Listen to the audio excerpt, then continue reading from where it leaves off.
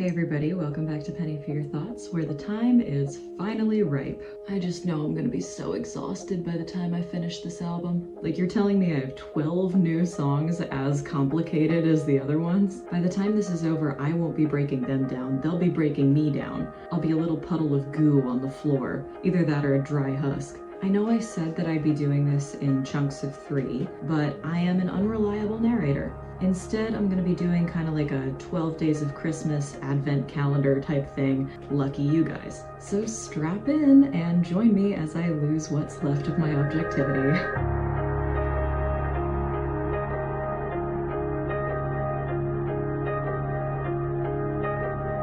I'm gonna kind of be analyzing these as we go. As per usual, I'll be taking sort of the Gnostic approach, for lack of a better term. That is, with minimal reference to authorship or existing doctrine. Let's say I've been more vibes-based when it comes to this music, although I am open to alternate gospel.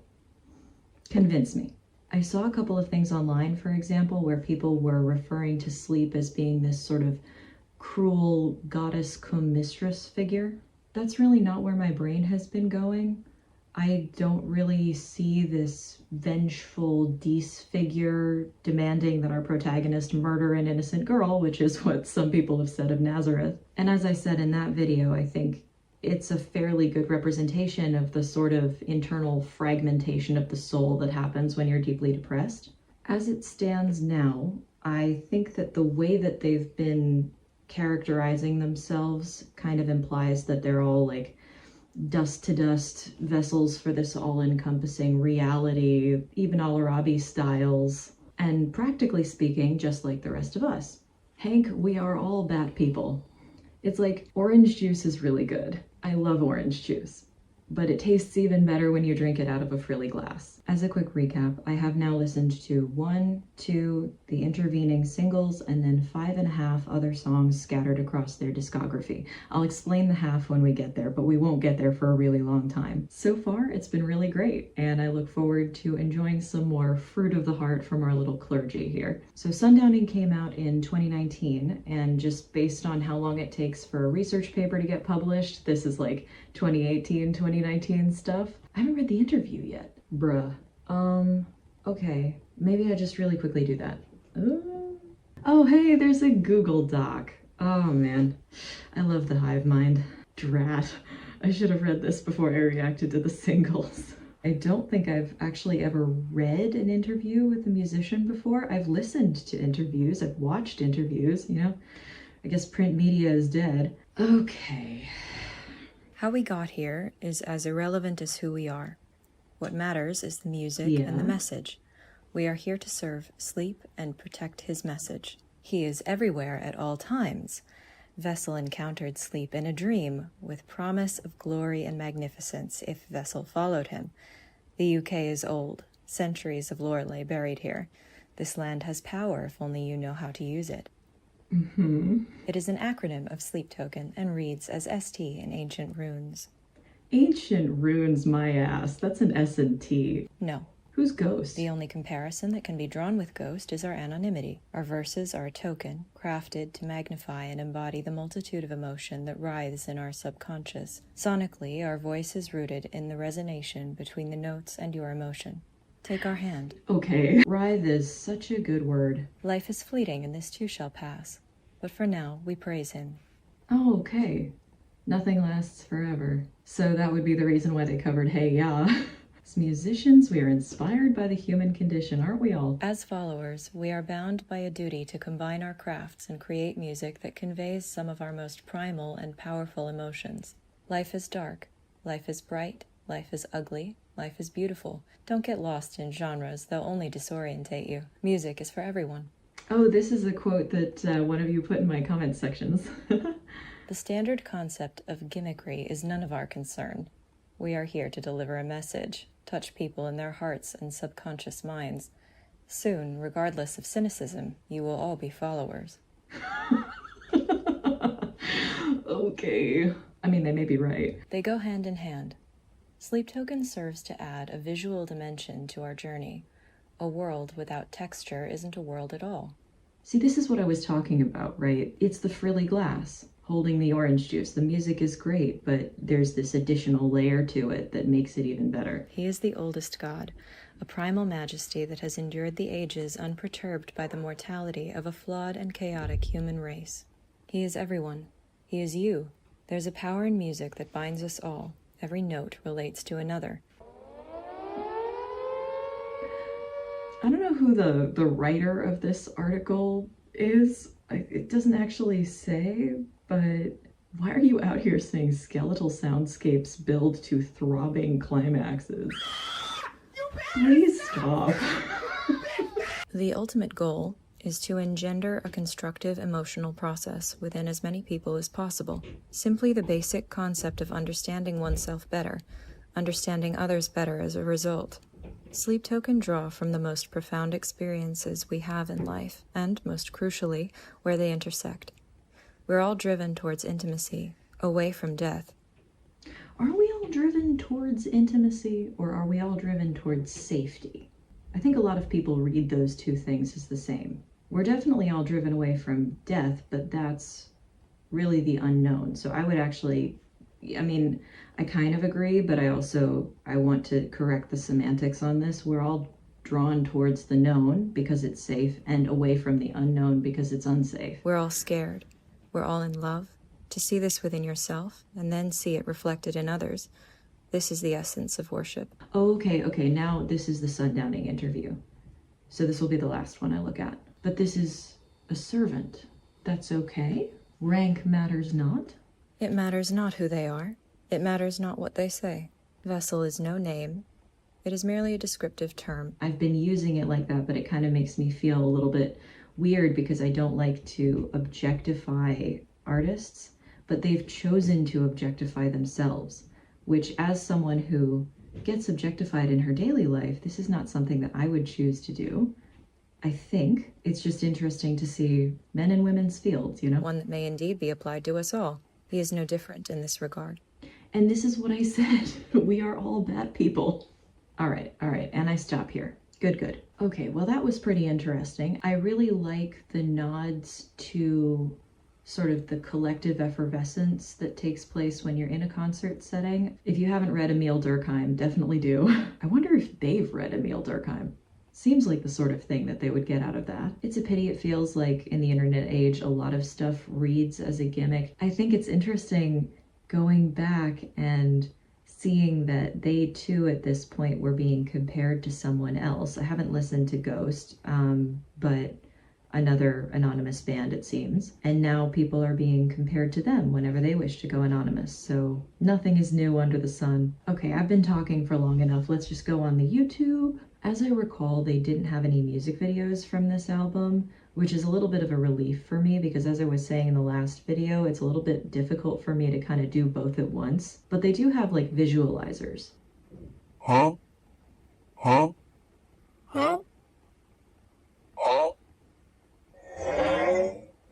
my god.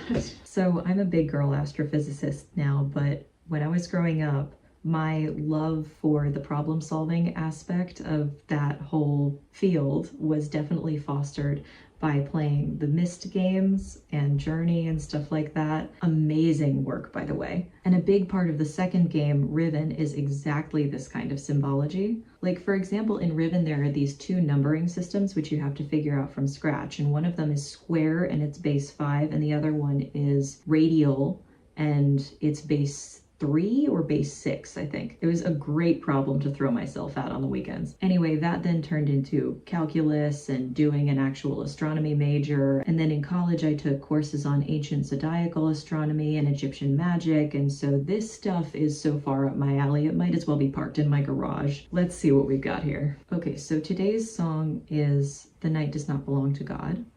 And what I'm seeing in this kind of pattern here, I've taken a look at it for a really long time, and I don't think it's any kind of like hidden message or something like in their mask or whatever. Typically speaking, if you see like a triangle or some sort of big enclosed space, that's either going to represent the sky or the sea, sometimes the earth, but usually not. The earth is some sort of horizon line, and I do see that here as well.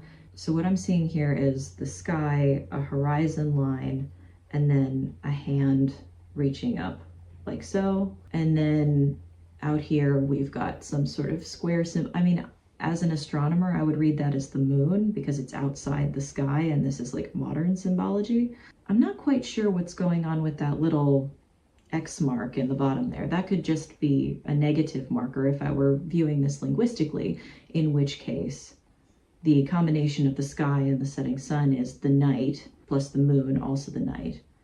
The hand would signify belonging to some greater power, and then this thing down in the corner would be a negative marker, so linguistically speaking, this just says the night does not belong to God. I wonder if the other ones will turn out that way. But regardless, I've spent enough time talking. Let's listen.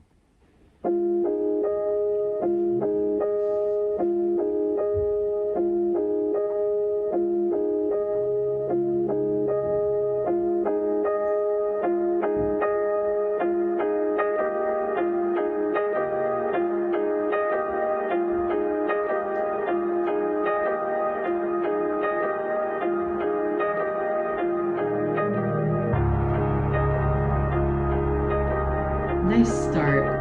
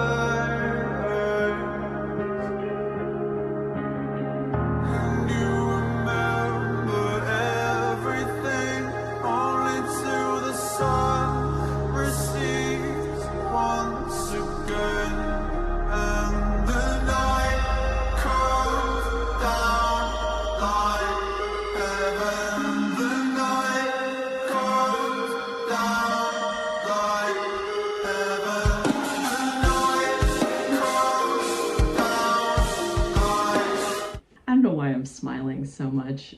For me, it's been like a couple weeks since I filmed the last video, and I've definitely like drained the life from all of their other songs, so I was desperately in need of something new and in this vein, so I'm just really happy to be here.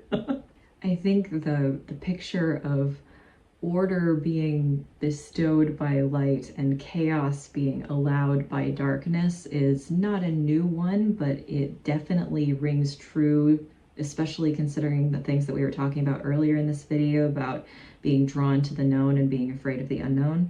I mean, the night is, for lack of a better phrase, and truly because this may be one of the best lines in the series, dark and full of terrors. This is actually one of the things that I wanted to say before I started listening to this song, but whatever. Like the title, I, as an astronomer, would disagree with semantically. I have never felt closer to the divine than when I'm out in the middle of a star field. It reminds you of how small we all are and how glorious everything else is, and you can be a part of that. We were also talking a little bit earlier about how the concept of being a vessel for some greater energy is not unique to this group. And the best way scientifically that I can kind of describe that is that all heavier elements are formed in the hearts of dying stars. That's the way that you can reach the kind of energy that allows for the fusion that would make something like iron, especially iron, carbon, oxygen, that sort of thing.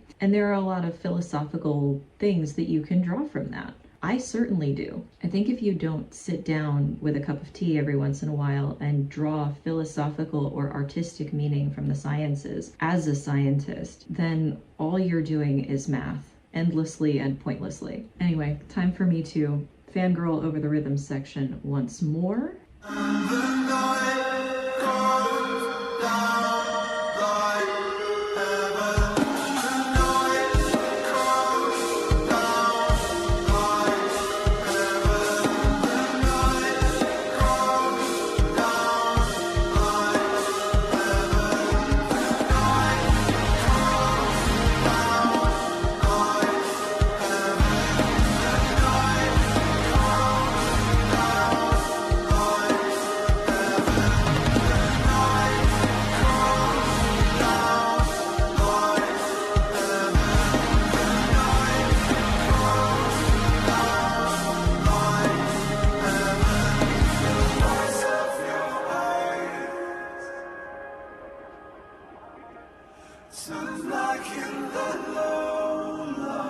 I should have gotten my contacts out.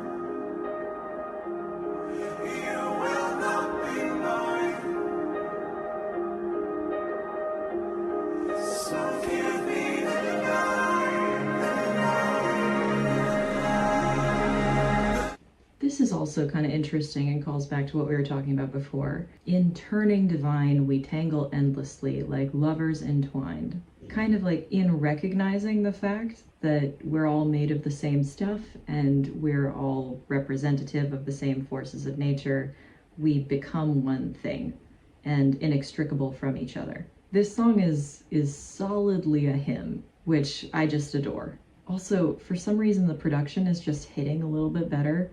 I don't know if like they got more resources in between some of this old stuff and now, but it feels grown. All right, let's finish it up.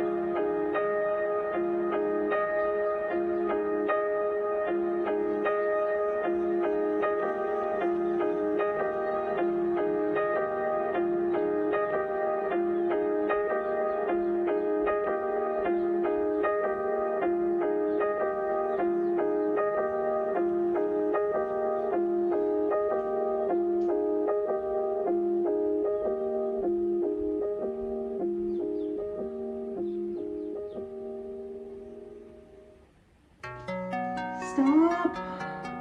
I want to listen to it again. Screw it, I'm gonna listen to it again. Man, I don't even know what to say. What the hell? They've got my number, that's for sure. I recently started this series where I'm reacting to space music as an astronomer, and when I finished my master's thesis about 4 months ago, I felt kind of at sea, at a loss for what to do, and I started to wonder if this was really my path. And in listening to these songs that laud space and laud things like, you know, the divinity of the cosmos and stuff like that, I am reminded of why I got into this. Do I need to go into academia after my PhD? Probably not, but it's nice to know that the spark is still there, despite bureaucracy and academia doing its best. I would prefer to think that my love for this is a choice. On the other hand, philosophically, I am a determinist, so maybe I shouldn't have been so defensive when they said it was natural for humans to follow. I'm still a little bit defensive, but like a frog in slowly boiling water, I'm not jumping out. Is that my new favorite song? I'm not sure. I've got 11 more songs on this album. What am I talking about? I don't want to speak too soon. All right, I'm cutting myself off here for today. I'll see you again tomorrow, and we'll listen to the offering. Cheers.